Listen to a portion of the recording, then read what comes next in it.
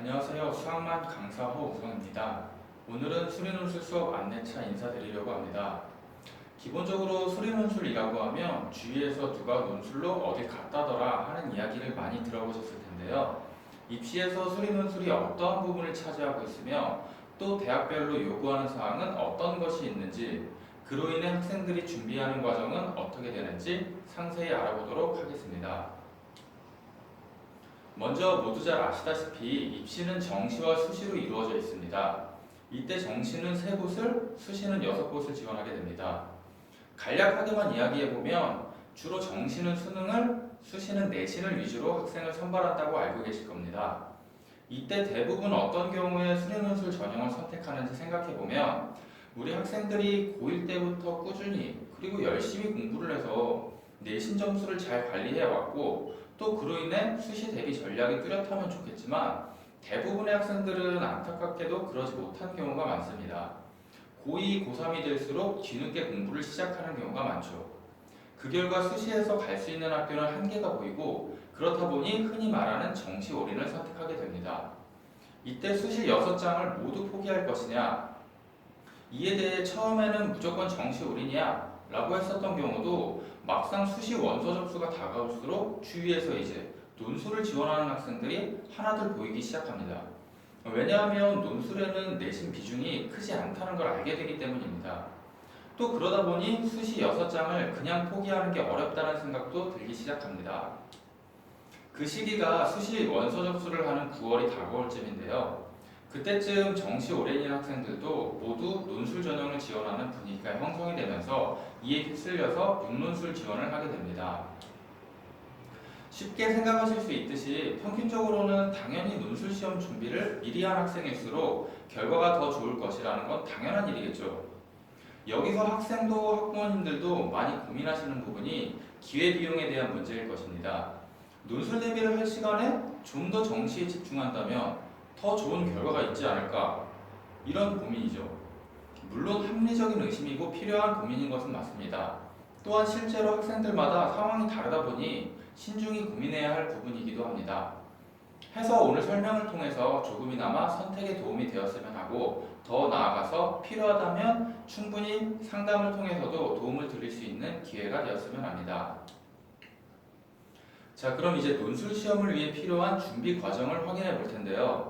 미리 말씀드리면 같은 전형이라 하더라도 학교별로 워낙에 다양한 방식으로 학생을 선별하다 보니까 오늘은 기본적인 내용을 위주로만 말씀을 드릴 예정이고 각 학교별 특징에 대해서는 간략히만 이야기해보려 합니다. 먼저 논술 전형에서 평가하는 대표적인 3가지 내용이 바로 논술 시험 점수, 내신 점수, 그리고 수능 점수입니다. 분명히 내신이 좋지 않아도 유일하게 수시에서 선택할 수 있는 전형이 논술이라고 했는데 대표 항목에 그것도 큰 비중으로 내신이 들어가 있는 게 보이실 겁니다. 예전부터 정시에서도 일부 내신 점수가 들어가는 학교들이 많이 있었는데요. 그때의 취지와 비슷하게 논술 전형에서도 내신 점수를 활용하고 있는 건 사실입니다만 흔히 말하는 실질 반영률을 생각해보면 내신은 들어가지 않는다라고 보시면 됩니다. 지금 보시는 표가 대학에서 평가하는 내신 점수입니다. 보시다시피 5등급까지는 등급별 감소폭이 거의 적을 뿐 아니라 6등급까지도 충분히 감점이 크지 않다는 걸 보실 수 있습니다.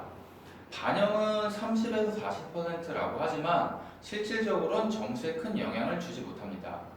다만 7등급부터는 보시는 것처럼 많이 떨어지게 됩니다.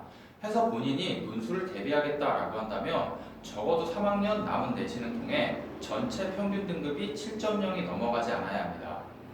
1차적인 미션이라고 생각하시면 되겠죠. 또한 좀 더 현실적으로 접근을 한다면 내신 1점대를 받은 학생과 5점대 학생이 같은 학교를 지원하는 경우도 거의 드물다고 보시면 돼서 실질적 차이는 더욱 작아진다고 생각하시면 됩니다. 그에 비해 논술 채점 점수는 말 그대로 0점부터 만점까지 가능하므로 실질적 반영에서 내신 점수의 영향력은 거의 없다고 보셔도 됩니다.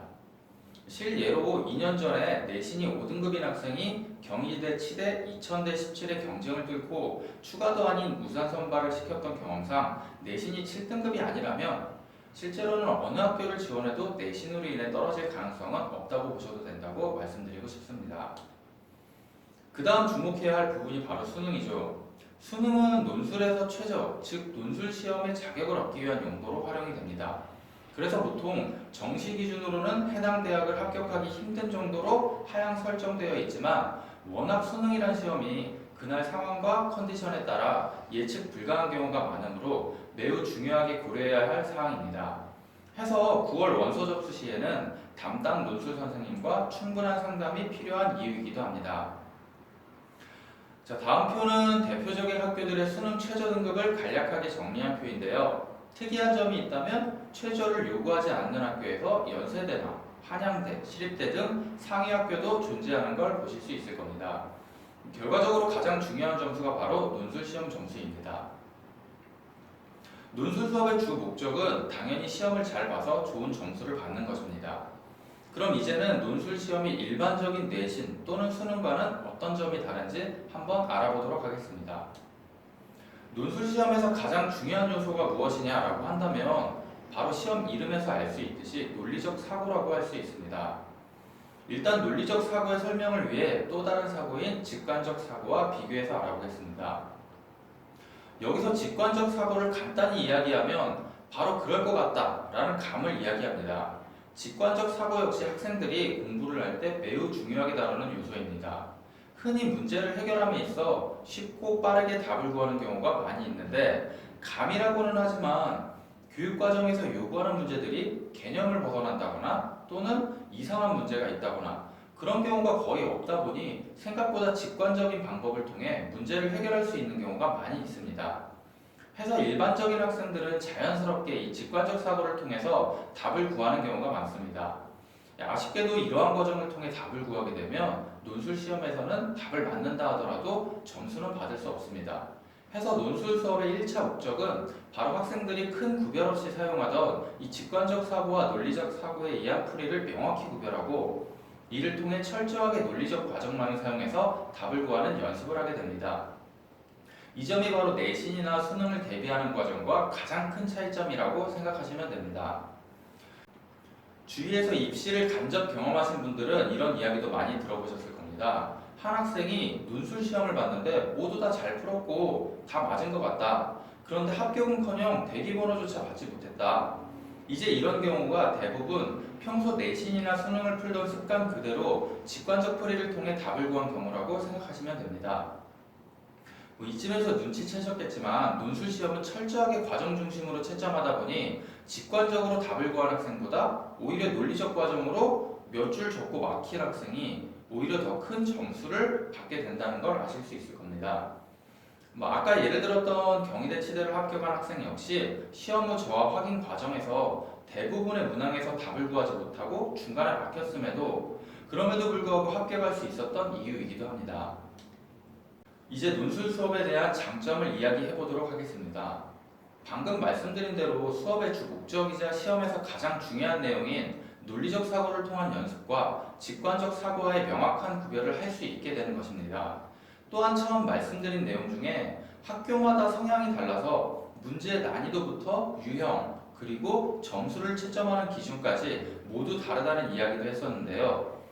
실제로 학생들을 가르치다 보면 수학 실력이라는 게 내신과 수능에서는 점수로 획일화된 결과만을 볼 수 있지만 논술 수업을 통해서는 어떤 부분을 더 잘하고 또 어떤 부분이 부족한지에 대한 종합적인 판단을 할 수 있게 되어서 학생 개개인의 공부 방향성뿐만 아니라 수시 지원에 있어서 자신에게 유리한 시험을 판단하고 선택할 수 있는 이점도 취할 수 있게 됩니다. 이는 아까 말씀드린 수시 원서 접수의 전략적 지원의 근거로 10분 활용하게 됩니다. 다음으로 문제를 해결함에 있어서 논리적 사고만을 이용해서 문제 풀이의 방향성을 잡는 연습을 하다 보면 정확한 개념의 이해를 통한 연습 역시 자연스럽게 이루어지게 됩니다. 그래서 생각보다 내신 또는 수능 문제를 해결함에 있어서 어느 정도의 시너지 효과 역시 기대할 수 있다 보니 아까 말씀드린 기회비용에 대해서도 내신 또는 수능에 대한 시간을 빼서 일방적으로 논술에 투자하는 것 아니냐라고만 생각할 수는 없다고 말씀을 드리고 싶습니다. 자, 마지막으로 수학만 학원의 논술 수업 과정과 커리큘럼에 대해 말씀드릴 텐데요. 기본적인 수업은 주 1회 4시간으로 이루어져 있으며 3시간은 매주 새로운 주제에 대한 강의와 해당하는 유형의 문제들의 풀이 및 유사 문제 연습을 통해 이루어지며 남은 1시간은 해당 주제에 대한 테스트로 이루어지게 됩니다. 이때 학생들은 테스트 채점 결과를 첨삭과 함께 매주 다음 수업 시간에 받아볼 수 있게 됩니다.